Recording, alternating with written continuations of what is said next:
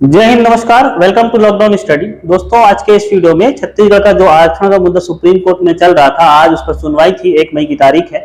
इस पर डिटेल से चर्चा करने वाले हैं।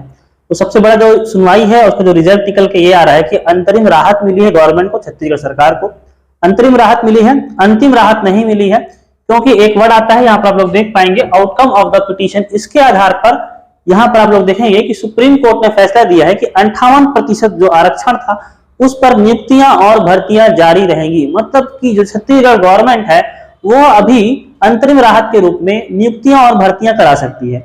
यही फैसला अगर सुप्रीम कोर्ट जल्दी लेता, जब गवर्नमेंट गई थी उसके पास राहत मांगने के लिए बिलासपुर हाई कोर्ट के फैसले पर, तब नहीं दिया। ठीक है।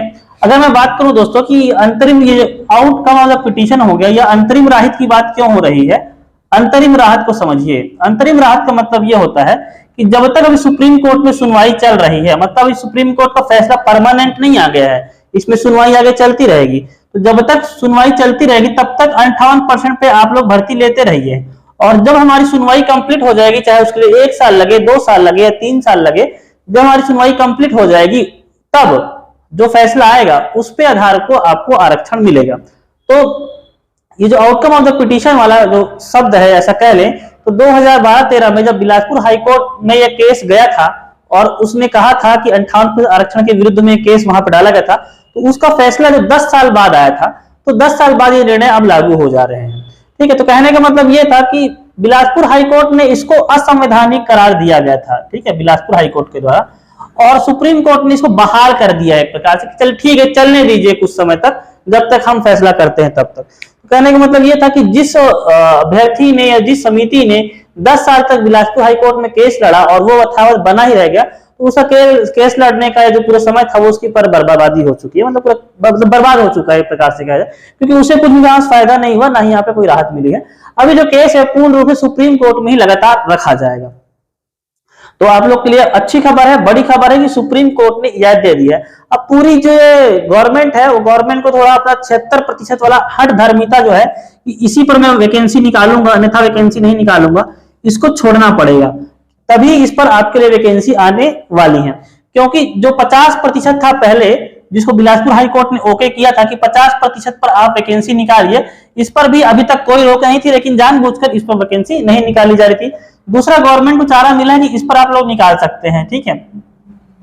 तो इसी पे आधार पर यहाँ पर आप लोग देख पाएंगे हमारे मुख्यमंत्री भूपेश बघेल जी का भी यहाँ पर एक ट्वीट आया हुआ है, और उन्होंने कहा है यहाँ पर कि 58% आरक्षण पर हाईकोर्ट के फैसले पर सर्वोच्च न्यायालय द्वारा रोक लगाने के निर्णय पर हम सब स्वागत करते हैं, पर छत्तीसगढ़ के युवाओं के खिलाफ भाजपा के षड्यंत्र के विरुद्ध हमारा संघर्ष जारी रहेगा। भाजपा का षड्यंत्र, मुख्यमंत्री इस बात को लेकर कहते हैं कि भाजपा ने ही गवर्नर को बोल करके जो छत्तीसगढ़ के युवाओं का 76% आरक्षण है वह रुकवा करके रखा हुआ है।